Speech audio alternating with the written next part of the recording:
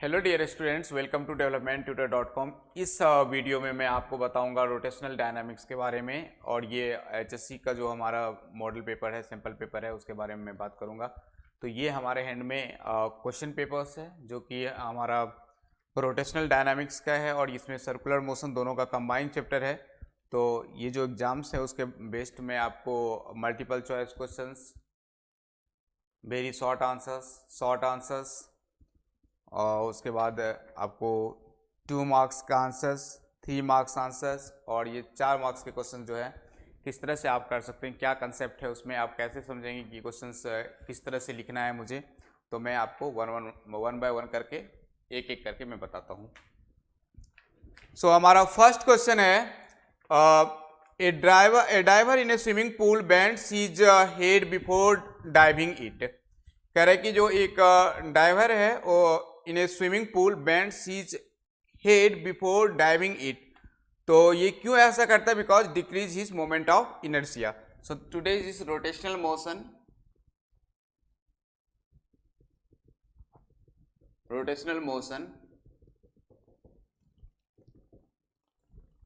look at here.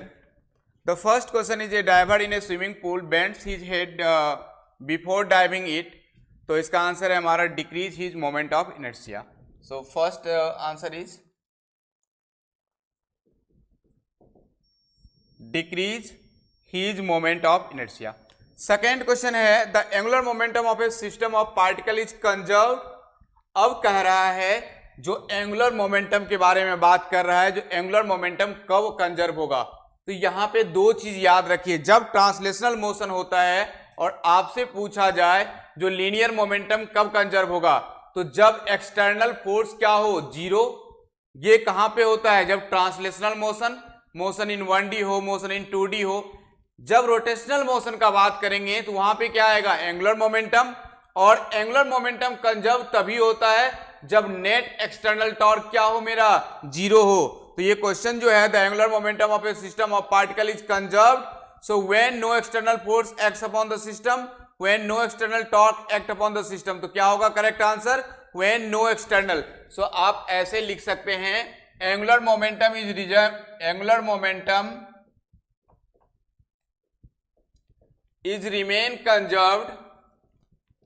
remain conserved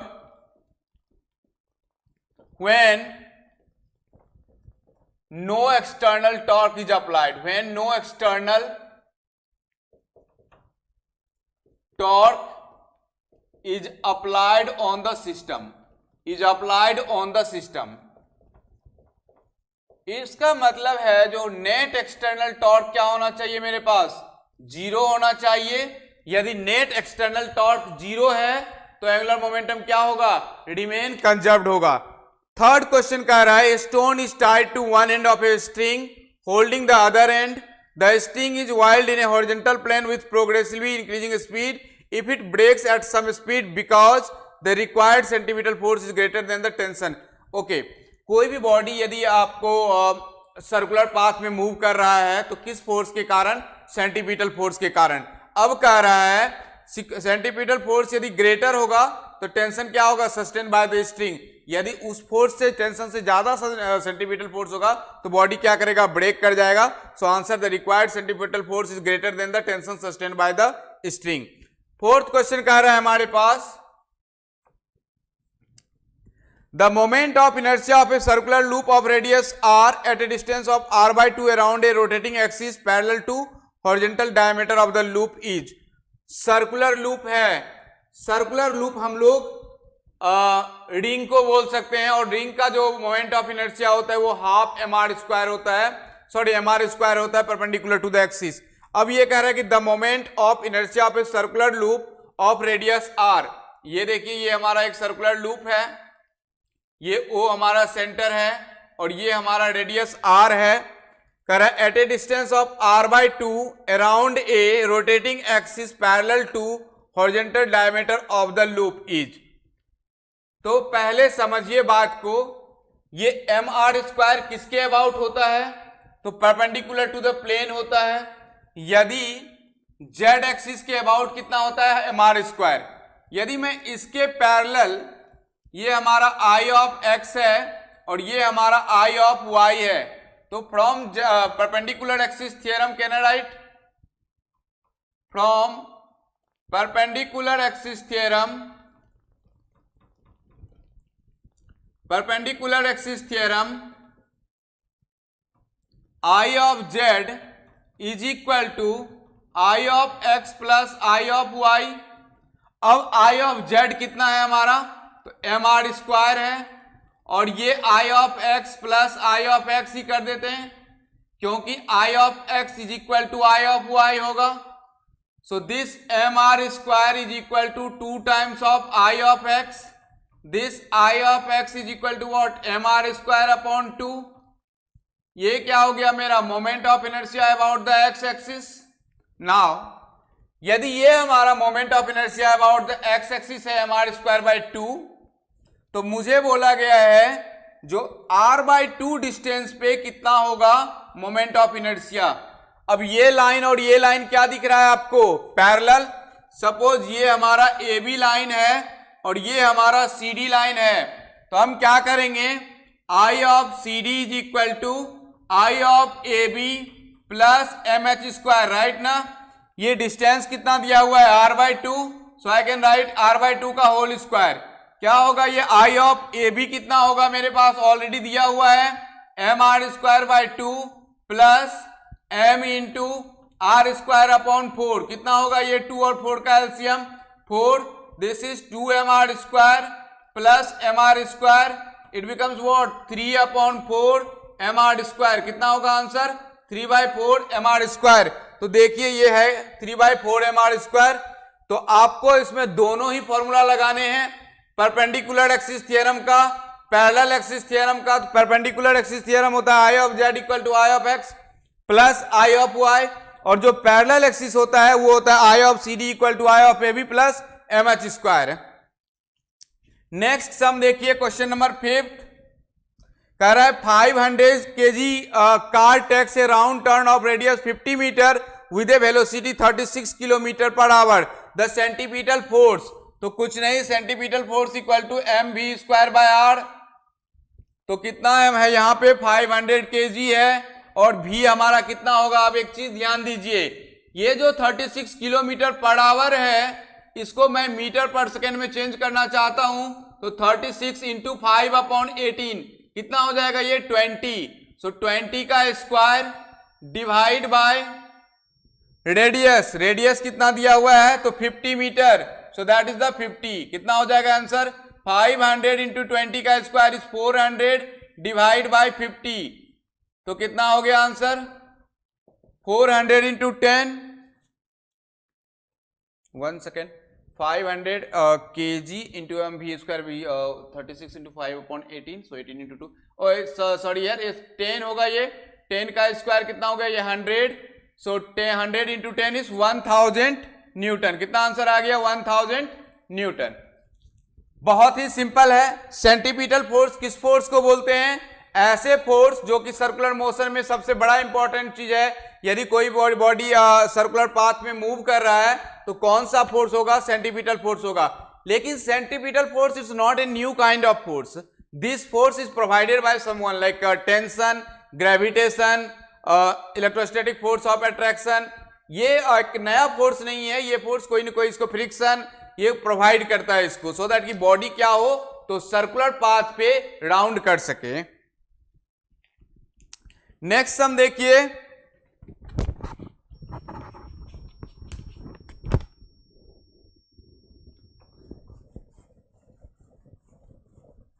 one second,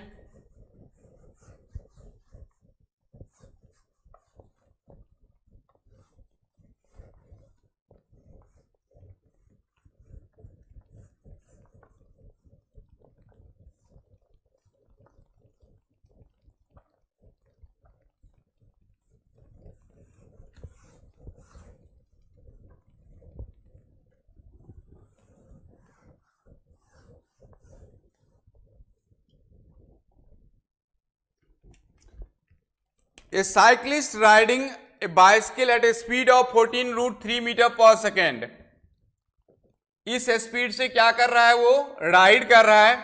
takes a turn around a circular road of radius 20√3 without skidding. अब कह रहा है acceleration due to gravity है हमारे पास 9.8 metre पर सेकेंड स्क्वायर।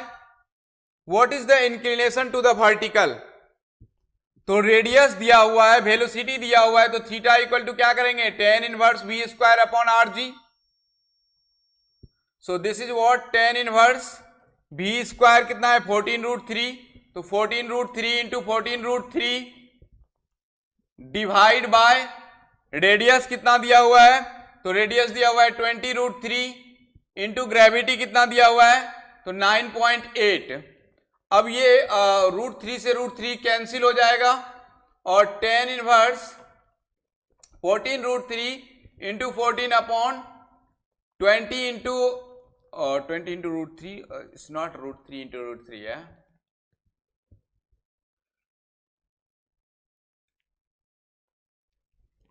Yes 20 into 9.8। जब आप इसको सॉल्व करिएगा तो एंगल आएगा आपका 60 डिग्री, क्योंकि 14 इंटू 14 196 एंड 20 इंटू 9.8 है, तो ये भी हमारा 196 होगा।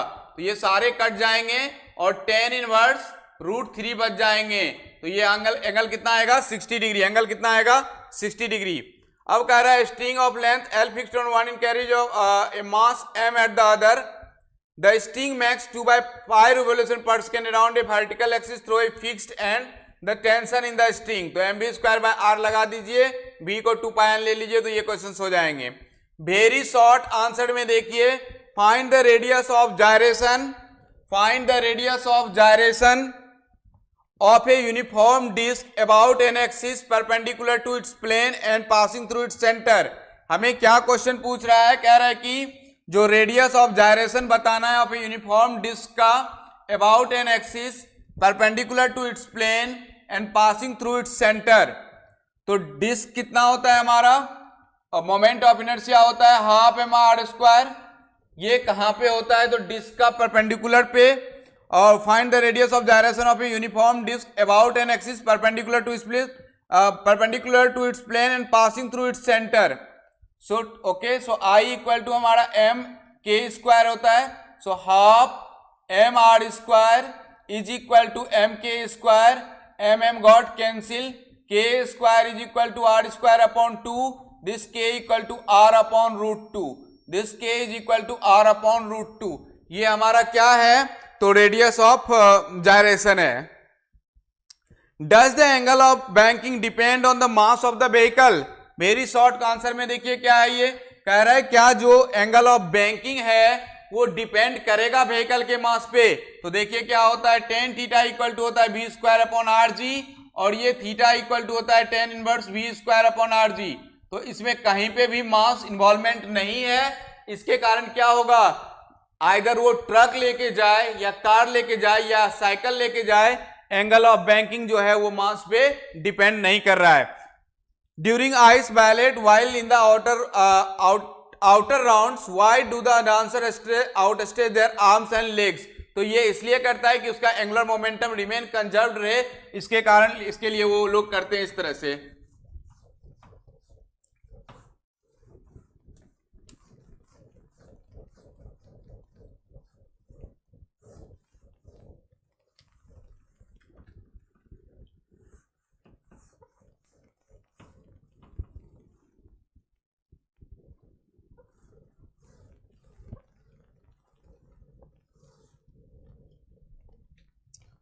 क्वेश्चन देखिए, करें state the principle of conservation of angular momentum. State the principle of conservation of angular momentum. तो एंगुलर मोमेंटम यही होगा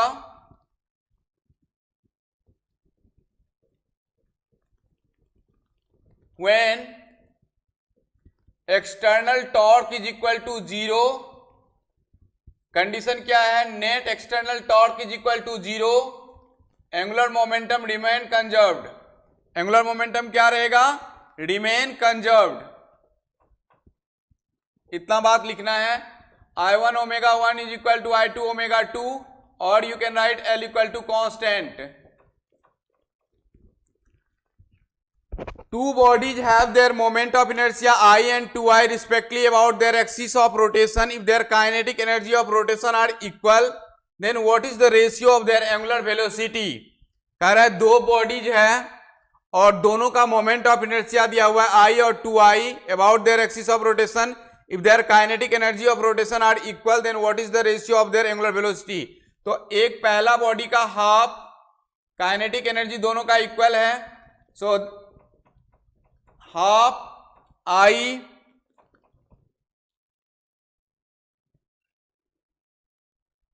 ओमेगा 1 का square is equal to half 2I omega 2 का square. Half half got cancel. I omega 1 का square is equal to 2I times of omega 2 का square.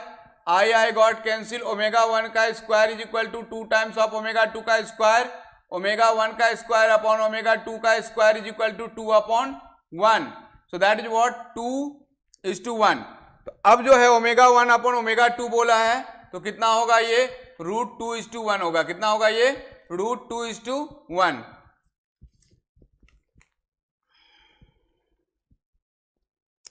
A hollow sphere has a radius of 6.4 meter. What is the minimum velocity required by a motorcyclist at bottom to complete the circle? अब ये जो bottom में speed होगा वो होलो sphere का कितना होता है बॉटम का स्पीड, तो ये होता है v equal to √5 into r into जी.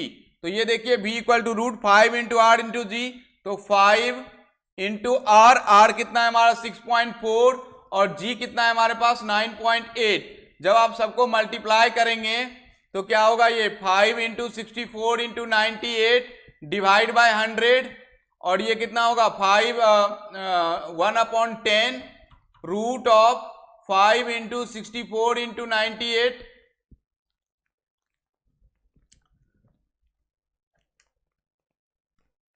जो आंसर आएगा वो आएगा 17.7 मीटर पर सेकेंड. कितना आएगा 17.7 मीटर पर सेकेंड.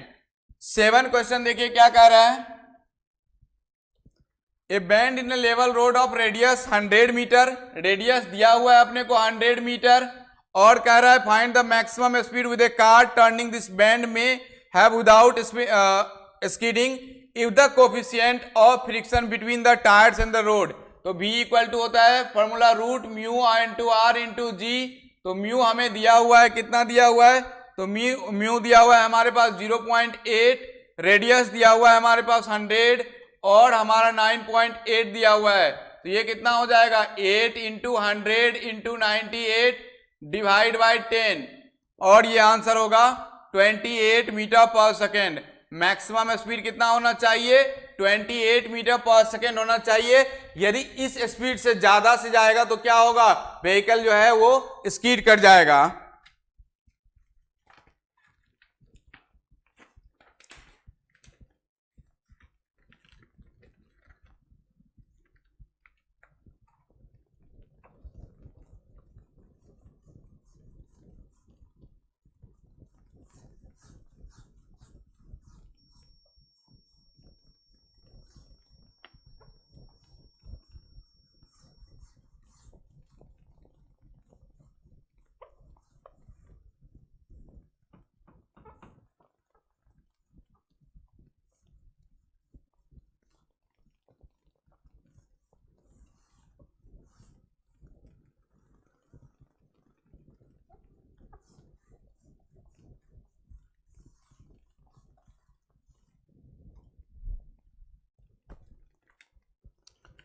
नेक्स्ट क्वेश्चन देखिए, शॉर्ट आंसर ही है, शॉर्ट क्वेश्चंस हैं. The moment of inertia of a uniform circular disc about a tangent in its plane is. अब हमें ये दिया हुआ है मोमेंट ऑफ इनर्शिया बोल रहा है circular disc about a tangent to its plane.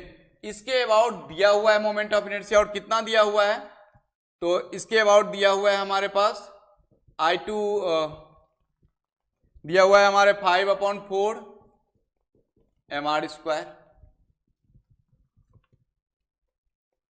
5/4 mr square. M is the mass, r is the radius of the disc. Find the moment of inertia about an axis through its center and perpendicular to its plane.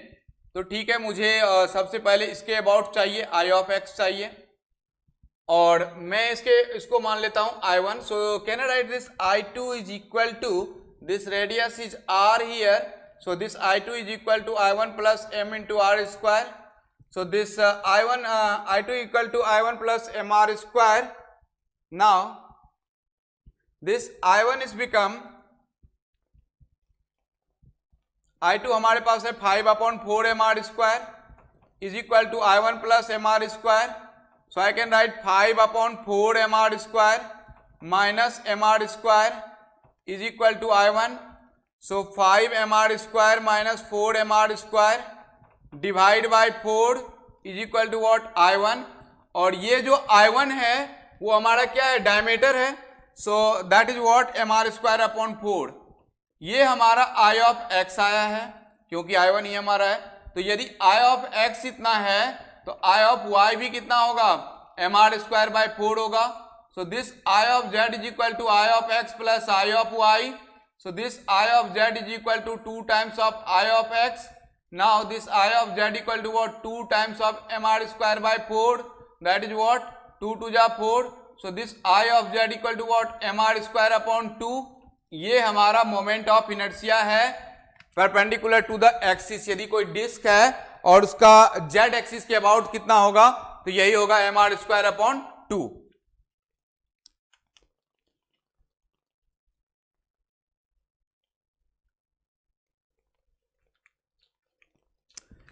Derive an expression for maximum safety speed with which A vehicle should move along A curved horizontal road.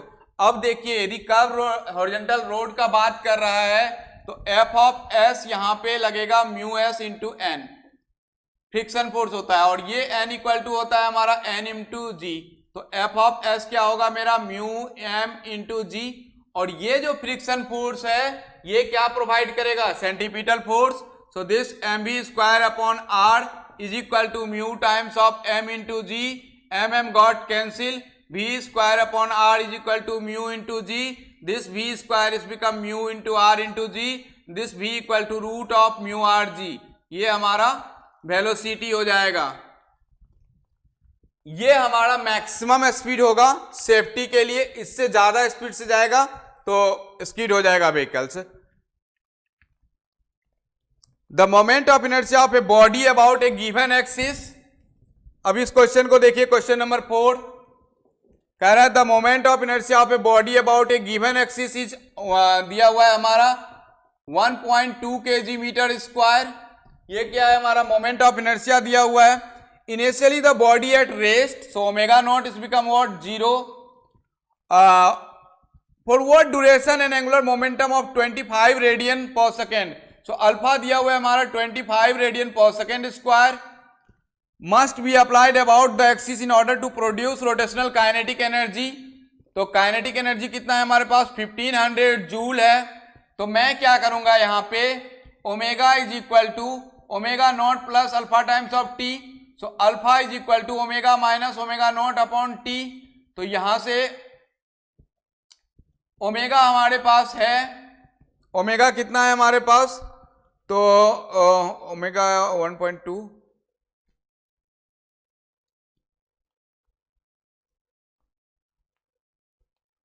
Alpha दिया हुआ है हमारे पास, alpha दिया हुआ है 25 is equal to omega upon T. So this omega is become 25 times of T. और kinetic energy होता है half I omega square. I भी दिया हुआ है, काइनेटिक एनर्जी दिया हुआ है 1500, हाफ इंटू आई दिया हुआ है 1.2 इंटू 25 इंटू टी का होल स्क्वायर. तो ये हो जाएगा 3000 is equal to 1.2 into 625 into T square. So this 3000 divide by 1.2 into 625 is equal to T square. और ये t क्या होगा इसका? Root. So that is what? 3000 divide by 1.2 into 625. How much answer? This t is become 2 second. तो ये यहां से जो आएगा आंसर वो कितना आएगा? 2 सेकेंड आएगा. नेक्स्ट सम है हमारे पास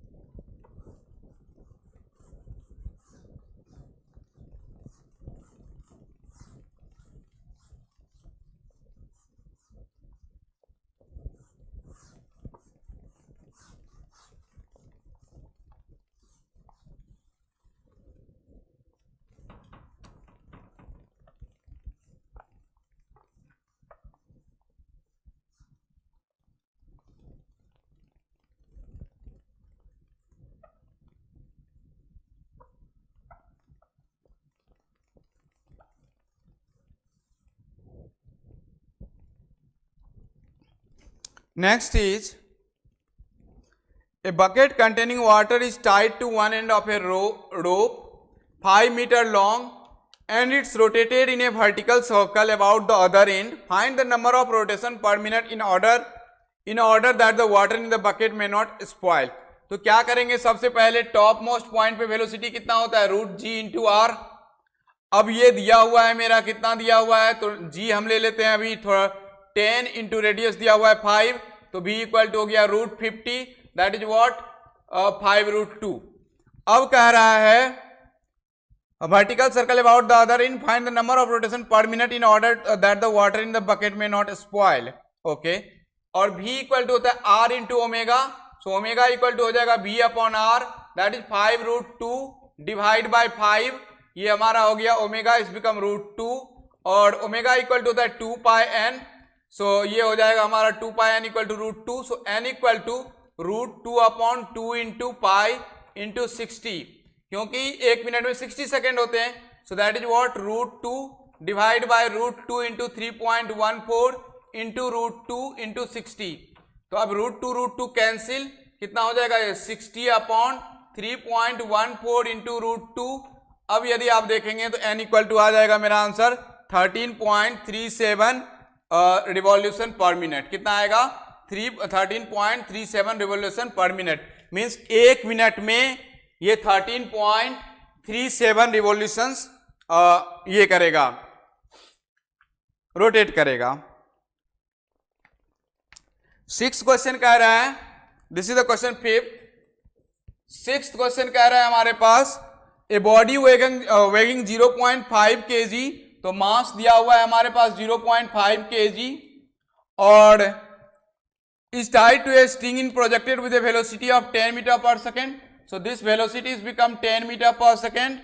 The body starts whirling in a vertical circle if the radius of the circle is 0.8 meter.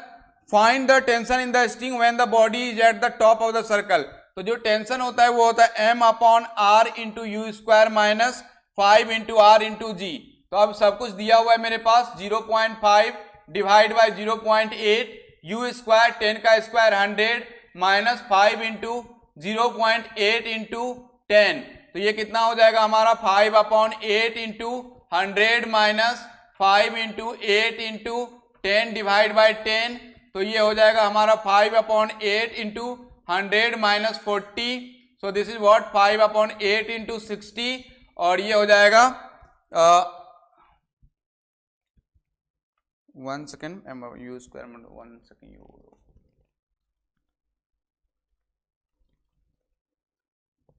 So this is 60 into 5, 300 upon 8. 300 upon 8.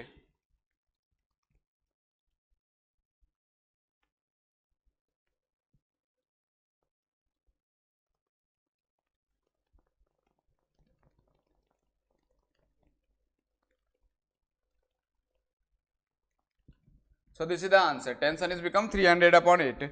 Derive an expression.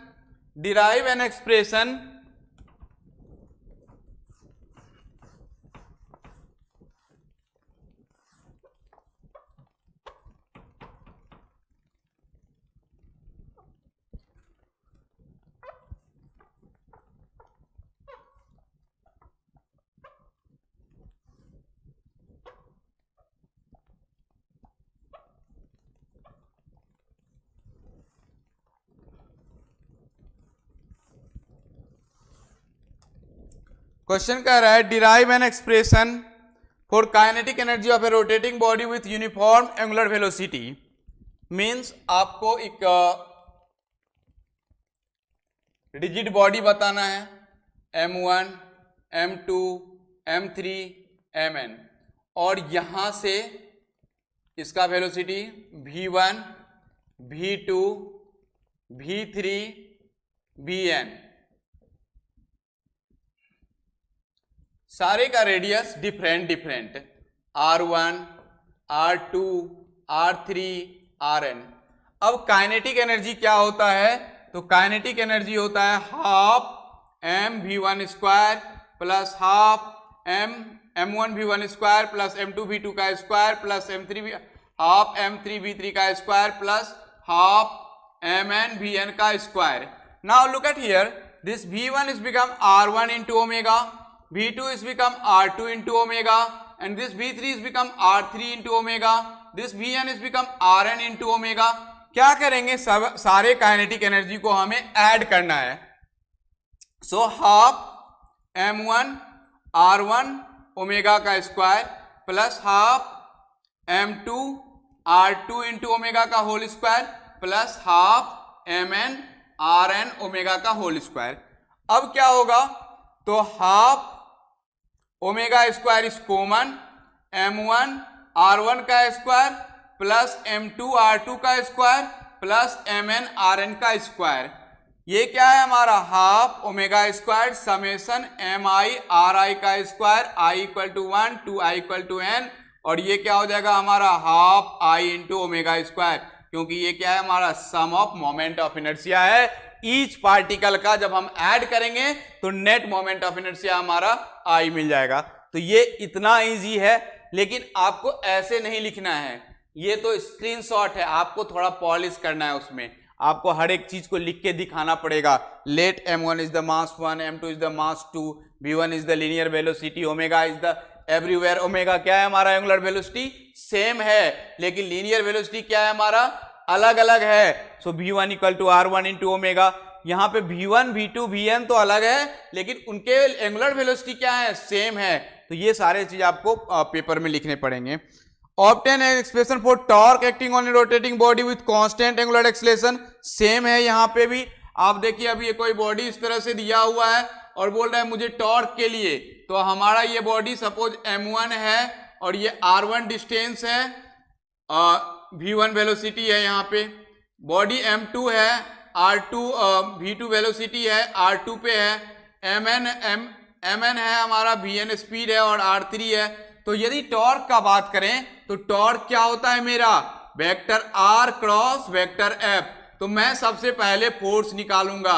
अब यहाँ पे सारे बॉडी का क्या सेम होगा, एंगुलर एक्सेलरेशन अल्फा सेम होगा, और ये जो लीनियर एक्सेलरेशन है a1 a2 an ये क्या होगा, डिफरेंट होगा.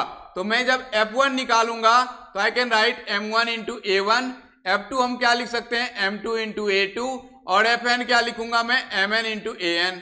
अब मैं यहाँ पे एक रिलेशन निकालूंगा, a1 equal to r1 into alpha. तो ये क्या हो गया मेरा m1 r1 अल्फा. ये क्या हो जाएगा m2 r2 इंटू अल्फा. ये क्या हो गया mn into rn into alpha. ये a1 equal to r1 alpha, same here a2 equal to r2 into alpha, a3 equal to r3 into alpha, an equal to rn into alpha. अब torque है तो torque से multiply करिए, vector r into f1. f1 कितना है हमारा, m1 r1 alpha, m1 r1 alpha plus फिर से टॉर्क नेट सबका निकाल रहा हूं, तो क्या होगा ये r into m2 r2 alpha plus r into mn rn into alpha. ये टॉर्क नेट कितना हो जाएगा, ये हमारा m1 r1 square alpha plus m2 r2 square alpha plus mn rn square into alpha.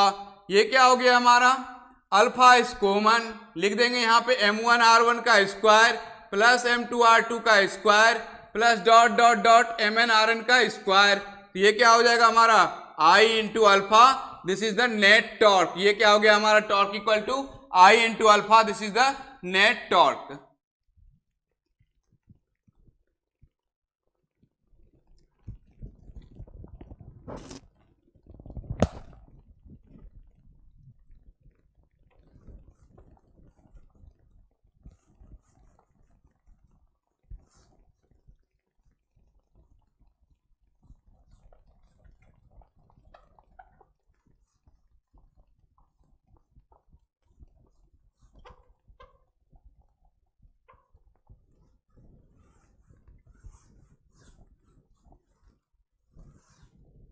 Next question देखिए, कह रहा है railway track goes round and curve having a radius of curvature 1 kilometre, the distance between rail is 1 metre, find the elevation of the outer rail. तो सबसे पहले आप theta निकाल लीजिएगा, tan inverse v square upon rg करके.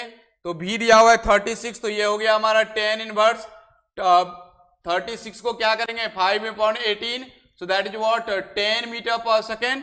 सो 10 inverse v square, 10 का square 100 divide by r into G. r कितना है हमारे पास, तो रेडियस हमारे पास 1 किलोमीटर है, तो 1000 इंटू जी कितना है हमारे पास 10, सो that is what 10 inverse 100 upon 1000 into 10, 1000 into 10 कर दीजिए, यहां से ये दोनों जीरो गायब हो जाएंगे, दैट इज व्हाट 10 इनवर्स 1/100। अब ये आने के बाद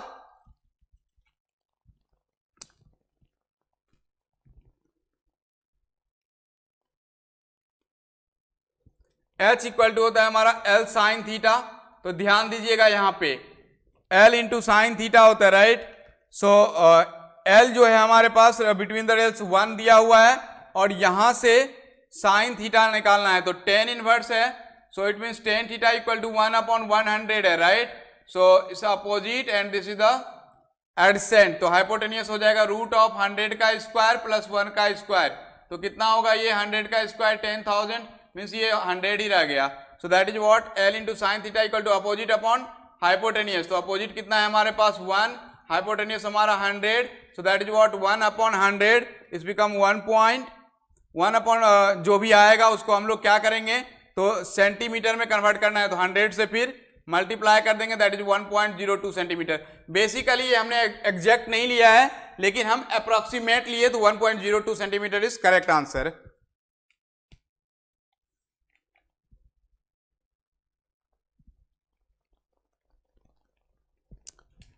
सो हम यहाँ पे सेशन को एंड करते हैं। Thank you so much.